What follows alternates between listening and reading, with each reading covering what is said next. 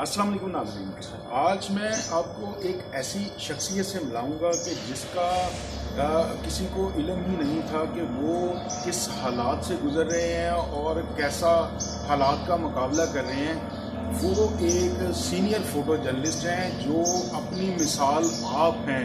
तो इस हवाले से मैं आज एक senior photo journalist Khalilur Rahman साहब हैं, हमारे वो इंटरनेशनल फ़ोटो जर्नलिस्ट हैं। इंटरनेशनल काफ़ी सारी न्यूज़ एजेंसीज है जिनके लिए काम किया उन्होंने। आज मैं उनके घर आया हूँ और उनकी वाइफ का इंटरव्यू करने के लिए, और ये बहुत ही शानदार किस्म का इंटरव्यू होगा। और उसमें खलील साहब की ज़िंदगी के हवाले से मैं तो खुद देखकर परेशान हो गया, हैरान हो गया कि वो अपनी ज़िंदगी को कैसे गुजार रहे हैं अपने हम सफ़र के साथ, उस हम सफ़र के साथ जिसको 12 साल हो गए हैं कि वो पैरालाइज है। वो उनके साथ खुद अकेले ही साथ काम भी कर रहे हैं और साथ वो घर में उनको मैनेज भी कर रहे हैं। तो चलिए नाज़रीन, मैं आज आपको दिखाता हूँ खलील साहब की एक कहानी।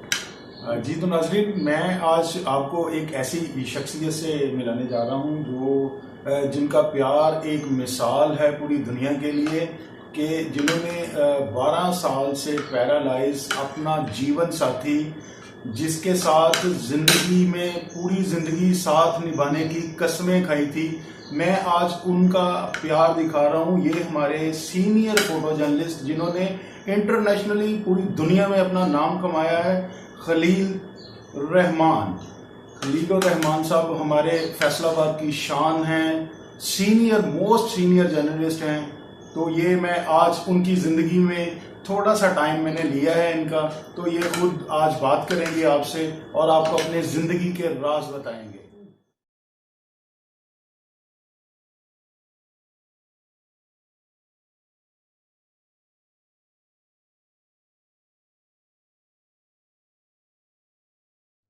तार भाई, मुझे खुद यकीन नहीं आता कि मैं ये कैसे किया है। ये आज से 12 साल पहले की बात है, जिस वक्त ये हुआ है। ये फालिज का अटैक हुआ है इनको, और ऑलमोस्ट बहुत क्रिटिकल कंडीशन थी। ये 3 माह कोमे में रही हैं और मेरे आसार नज़र नहीं आ रहे थे, बिल्कुल ये बेहोश थी, और जो हार्ट की लाइन थी ना वो डेड थी। और डॉक्टर सिविल हॉस्पिटल में मैं लेके गया हूँ एमरजेंसी में, तो उधर डॉक्टर ने यही कहा था, खलील साहब आप दुआ करें। मुझे याद है कि मैं उधर ही एमरजेंसी के बाहर ही ना उधर ही सजदे में गिर गया, अल्लाह से दुआ मांग रहा हूँ, रोया हूँ गिड़गिड़ा के कि मालिक मेरी 4 बेटियां और 1 बेटा था, तो या अल्लाह अभी भी हैं, अल्लाह ताला उनको ज़िंदगी दे, तंदुरुस्ती दे।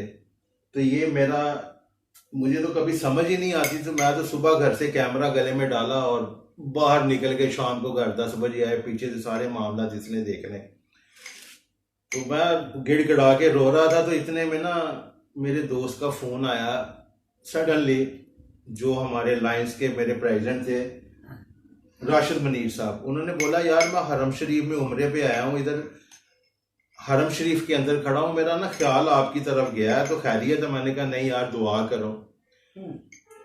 इस तरह मेरी बीवी को ना अटैक हुआ है। उसने, आप यकीन करो ताहिर भाई, ये पता नहीं अल्लाह ताला ने उस वक़्त, अल्लाह उसको, मैं भूलता नहीं हूँ वो लम्हे को, उसने दुआएं मांगी होंगी। उधर से डॉक्टर साहब ने आके मेरे कांधे पे हाथ रखा और उन्होंने बोला खलील साहब मुबारक हो। उनका सांस बहाल हो गया, अभी आंखें नहीं खोली, बात नहीं कर रही, लेकिन जो ना उनकी वो जो रीडिंग आ रही थी ना हार्ट की, वो बेहतर हो रही है, इम्प्रूव हो रही है। तो अल्लाह का शुक्र है ताहिर भाई कि वो वक़्त अल्लाह ताला ने मुझे आजमाइश में डाला और मैं उसमें सुरखरू हुआ हूँ। आज 12 साल हो गए हैं। उसी वक़्त फिर मैंने ये डिसीजन लिया था कि मैंने बच्चों को इन्वॉल्व नहीं करना, क्योंकि बच्चियाँ पढ़ रही थी। तो माशाल्लाह मैंने फिर बड़ी बेटी की शादी की, उससे छोटी की वो बैंक में मैनेजर ऑपरेशन थी, और उससे छोटी थी वो एक इंग्लिश मीडियम स्कूल में हेड थी, वो इस वक्त माशाल्लाह दुबई में है। उससे छोटी थी, बेटा है। तो माशाल्लाह सब बच्चों के, किसी के 4 बच्चे हैं, किसी के 2 बच्चे हैं, किसी के 3 हैं, और सारे बच्चे जो है ना साहिब औलाद हैं। मैंने कुकिंग सीखी, उनको कभी मुझे पता था कि इन्होंने, बच्चियों ने तो पराया माल है, इन्होंने तो चले जाना है, तो मैंने खुद ही केयर कर ली। मैंने इसको भी संभालना, उस वक्त बच्चे मेरी हेल्प करते थे, लेकिन अभी लास्ट तकरीबन 3 ईयर्स से मैं अकेला ही मैनेज कर रहा हूँ। और मीडिया का काम तो इतना नहीं हो रहा, लेकिन ये जो प्राइवेट तौर पे मैंने अदारों के साथ मेरी एफिलिएशन है, उनका मैं काम करता हूँ, लाइनिज़म का काम करता हूँ। तो असल तो हिम्मत इसकी है जो मुझे ये कहती है कि आप बेफिक्र होके जाएं, अपना काम करें, और ये उस दौरान अल्लाह को याद करती रहती है। और मैं लॉक लगा के जाता हूँ, चला तो जाता हूँ, काम करता हूँ, लेकिन जो दिल है ना वो इधर ही होता है कि यार इसने पानी पीना होगा, उठ नहीं सकती, क्या करेगी। और वैसे भी आप देखें कि अकेला बंदा हो इतने बड़े घर में, और वो बीमार हो, मूव नहीं कर सकता, तो इसलिए मैंने अपने घर की बेल भी बंद करवा दी है, ताकि कोई बेल भी ना दे और इसको महसूस ना हो कि बाहर कोई आया। तो वापस आके फिर सारा इसका खाना पकाना, इसको चेंज करना, नहलाना, कपड़े बदलने, अब आदत सी हो गई है यार। अब ताहिर मैं बता रहा हूँ, यकीन करो जिंदगी की समझ ही अब आई है, और मेरी जिंदगी में तब्दीली लाने में इसका बड़ा रोल है, और ये बड़ी सब्र और हौसले वाली है। आप यकीन करो कि मैं जब बाहर जाता हूँ ना, मुझे महसूस होता है कि मेरे पीछे पहले मेरी माँ दुआ मांगा करती थी, और वो टेरेस पे खड़े होके मेरे फूके मारती थी कि ये मेरा बेटा काम करने जा रहा है, खतरनाक काम करता है, और अब ये दुआएं देती हैं। तो ये मैं समझता हूँ कि ये जो जिंदगी का साथी है, और यकीन करें कि मैं अपने आप को कभी ये सोच भी नहीं सकता था कि मैं ऐसा काम करूँगा, कि वो इंटायरली ऐसी जिंदगी, एक फोटो जर्नलिस्ट की, आपको अंदाजा है कितनी टफ लाइफ होती है। और ये जो है, और ये सिर्फ अल्लाह ताला ने ना मुझे सुरखरू किया है, और मैं कहता हूँ कि या अल्लाह तू कबूल कर लेना मेरी इस मेहनत को।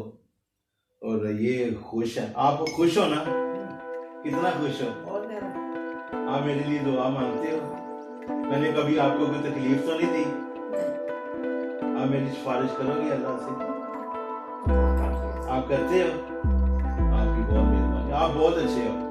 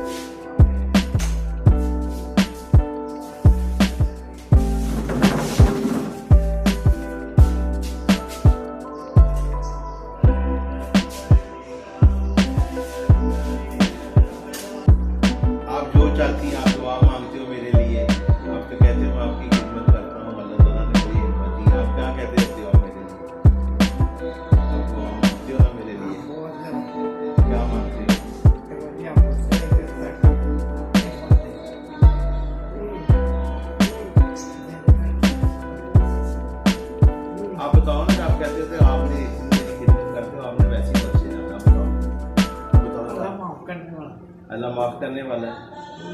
आप मेरे से खुश है ना? मैंने आपको कभी कोई तकलीफ तो नहीं ना दी? आप जब कहती हो रात को दिन को जब आप कहते हो मैं आपका ख्याल रखता हूँ। नहीं, ये मेरा आपका हक है और मेरा फर्ज है, ये कोई एहसान नहीं मैंने किया।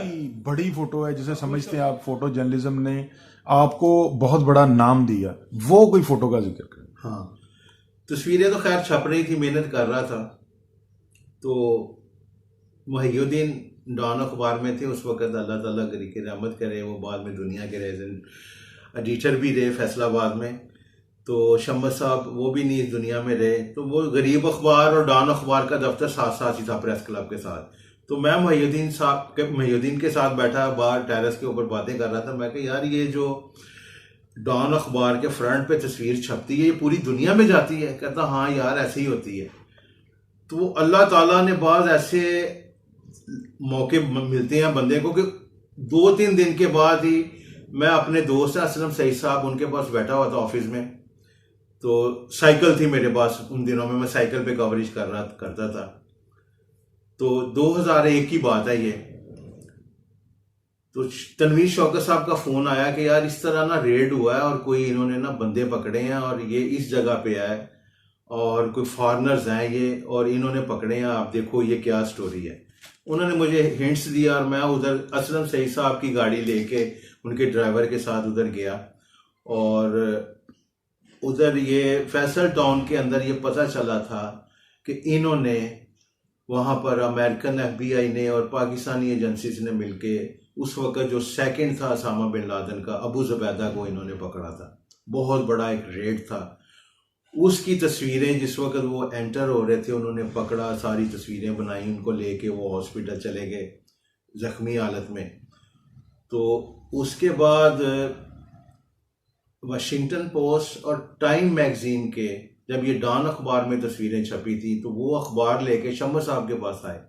तो शम्स साहब ने कहा कि यार तस्वीरें जो है ना वो हमारी स्टोरी है, लेकिन फोटोग्राफर जो है ना वो ये है, इसको सब पता है, ये था उस वक्त। तो मेरे लिए ताहिर भाई वो एक जिंदगी का ना एक यादगार लम्हा है। ये मेरी तस्वीर और ये मेरी स्टोरी टाइम मैगजीन में छपी थी और उसके बाद मेरा फिर इंटरनेशनल मीडिया में ये रास्ता खुला। उसमें बीके बंगई साहब, खालिद चौधरी लाहौर से उनके साथ आए थे और ये मेरी तस्वीरें लेके गए और बाई नेम मेरी तस्वीरें ये छपी हुई हैं।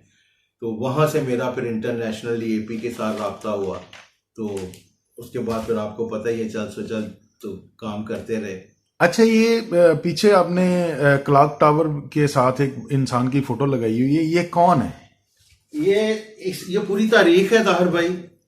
ये मार्कराउंड लाइन है। ये ब्रिटिश हाई कमिश्नर थे और ये ब्रॉडफोर्ड के पोते हैं जिसके नाम से लायलपुर बना था, ब्रॉडफोर्ड लायल।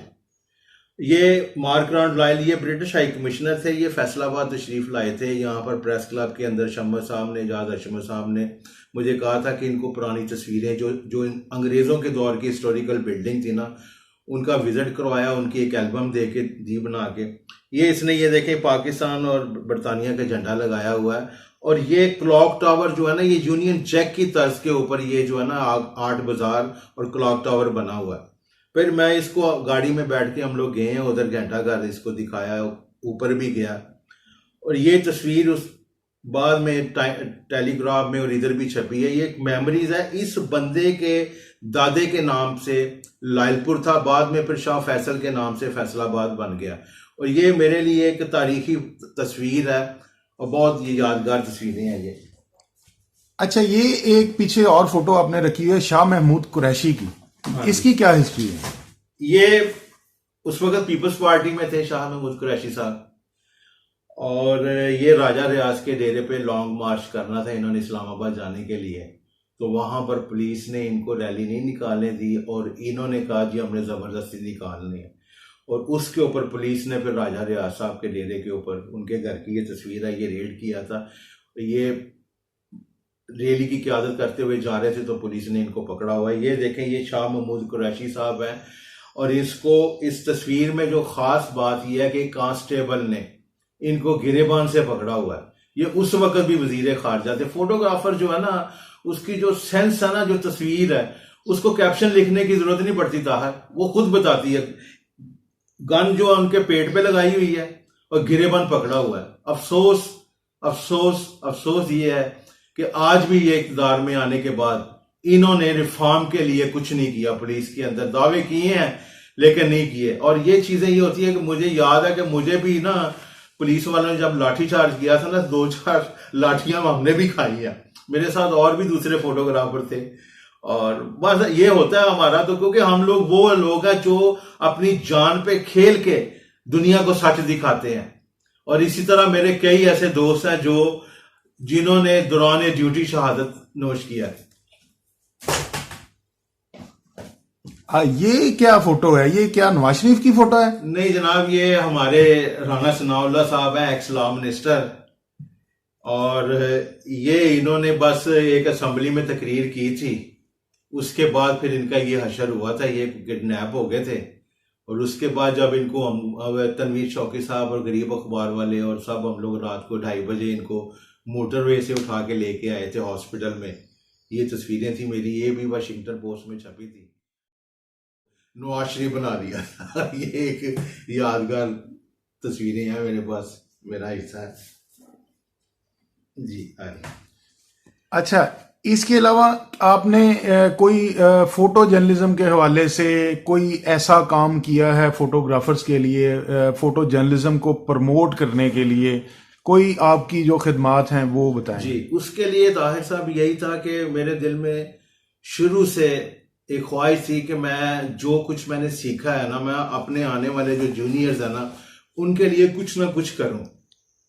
और ये आप ये देख लें, जो सीनियर से जैसे मुझे उन्होंने गाइडलाइन की थी, मैं अपना फर्ज समझता था कि ये जो मैंने इस प्रोफेशन से देखा, ये जो कैमरा है ना, मुझे मेरे दोस्त कहते थे चैनल के लिए ना पीछे ना जाना, इलेक्ट्रॉनिक कैमरा मैन जो है ना वो जो है ना पीछे रह जाता है, ये प्रिंट मीडिया में ना आपके अपनी शनाख्त बनाओ।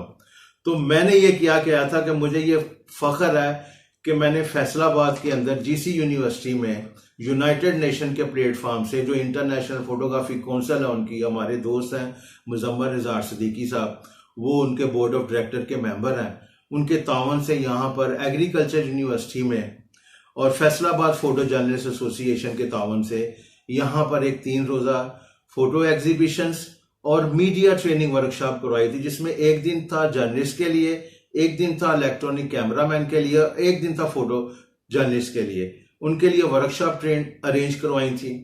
और जो हमारे मास्टर्स लेवल के बंदे थे उन्होंने आके लेक्चर दिए थे, मुख्तलिफ फील्ड के स्पेशलिस्ट थे बंदे, जो इलेक्ट्रॉनिक कैमरामैन के थे, लाहौर से आए हुए थे। इसी तरह कमर बुखारी साहब हमारे जो एग्रीकल्चर यूनिवर्सिटी के वो हैं, और हमारे दोस्त थे मुजम्मल निज़ार सिद्दीकी साहब थे, उन्होंने ये फोटोग्राफी और रिपोर्टर के बारे में बताया था।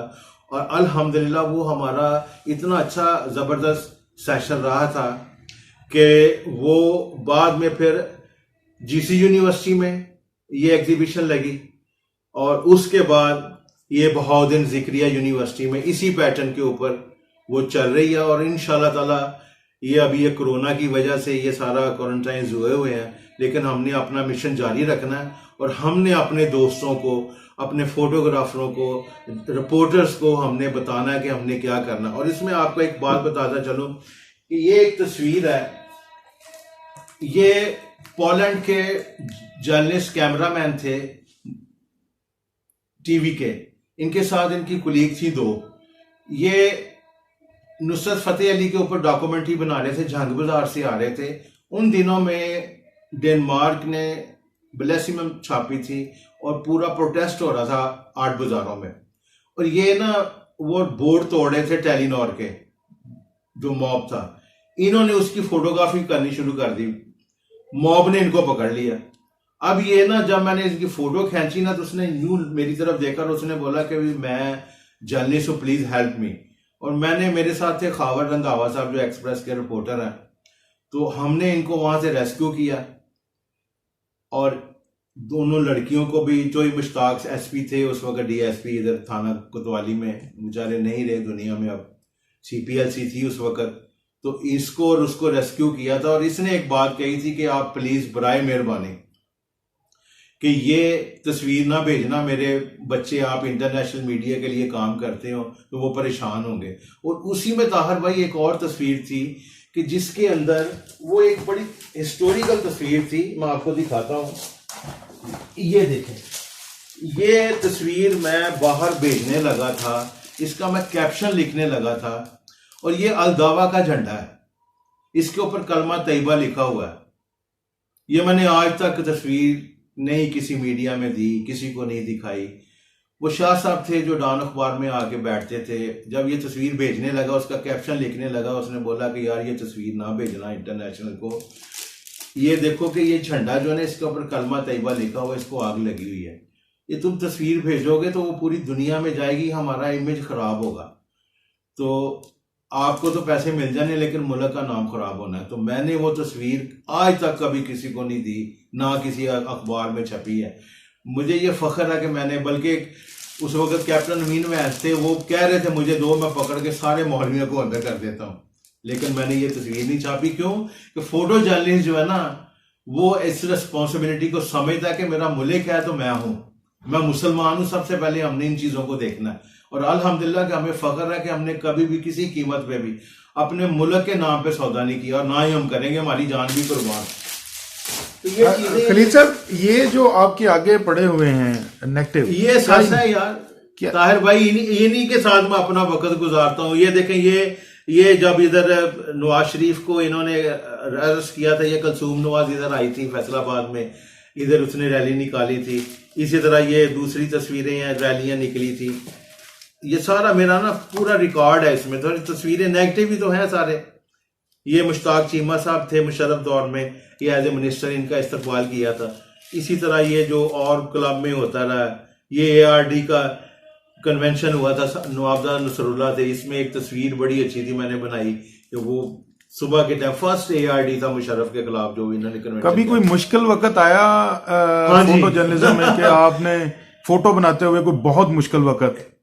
हाँ, ऐसे था कि कमर भट्ट जो ARY के यहाँ पर ब्यूरो चीफ है, उस वक्त गरीब अखबार में होते थे, जब इन्होंने मुझे फोन किया, मैं प्रेस क्लब में बैठा हुआ था, कि खलील साहब कि एक SHO को लाहौर हाई कोर्ट ने सस्पेंड किया हुआ है, थाना गुलबर्ग का SHO है वो, और वो सस्पेंशन के बावजूद एक बंदे को पकड़ के लेके आया है।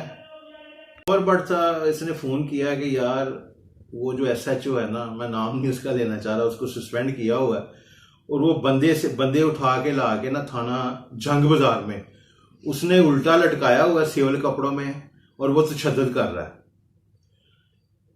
मैं क्या, अच्छा। मैं एक ट्रेनी था, रिपोर्टर, उसको साथ लिया, जंग बाजार थाने में इधर उधर घूमता रहा। मैंने जाके ना पीछे जो उन्होंने हुकूमत खाना बनाया हुआ था, पीछे से चढ़ के उसकी रोशनदान से ना वो तस्वीर खींच ली उसकी ना, उसको मारते हुए। वो तस्वीर खींच के मैं आराम से साइड पे हो गया।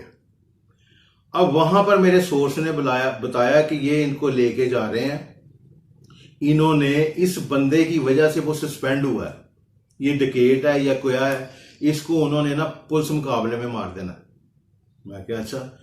अब वो उसको डाले में डाल के वो ले गए, हम उसके पीछे पीछे वो इसको लेके गए हैं उस तरफ, किनार रोड की तरफ। उस वक्त इतना आबाद नहीं हुआ था, पैलियां थी सारी यहाँ पे। तो जैसे ही निकाल के उन्होंने ये सीधा काम किया अपना, तो मैंने दानिस्ता तौर पे ना फोटो खींच के फ्लश चलाई है। जब फ्लश चली है ना, उस बंदे की तो जान बच गई, मेरी जान अदाब में फंस गई। उन्होंने आगे मुझे पकड़ लिया, उसको छोड़ दिया। उन्होंने वो कैमरा फोटोग्राफर, ये वो दाढ़ी मैंने रखी हुई थी। बस फिर रिपोर्टर को मैंने कहा तू भाग के जाके बता दे, तो मुझे तो पकड़ लिया।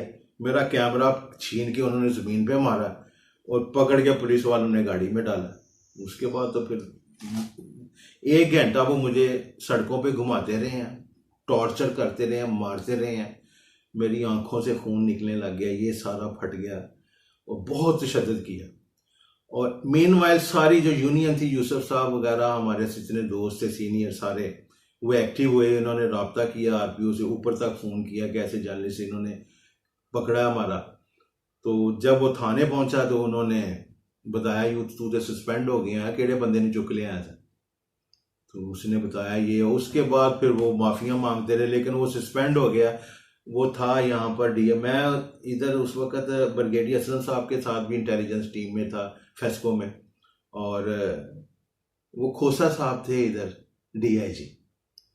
तो उन्होंने भी बड़ा फिर उसको सस्पेंड किया उस बंदे को। बाद में यही होता, आपको पता है कि भी माफ़ीनामा लेके देना पड़ता है, दबाव में आ जाते हैं अखबार वालों के। तो लेकिन ये है कि भी उसके बाद ऐसा सच नहीं हुआ। तो ये हमारा हिस्सा, हमारे प्रोफेशन का रूटीन में मॉब वगैरह में, आपको पता है, आप भी इसी प्रोफेशन से रहे हैं, आपको भी पता है कि क्या होता है कि कोई पत्थर या लाठी कहाँ से आगे लग रही है। तो हमारे तो कई दोस्तों ने गोलियां खाई हैं यार ब्लास्ट।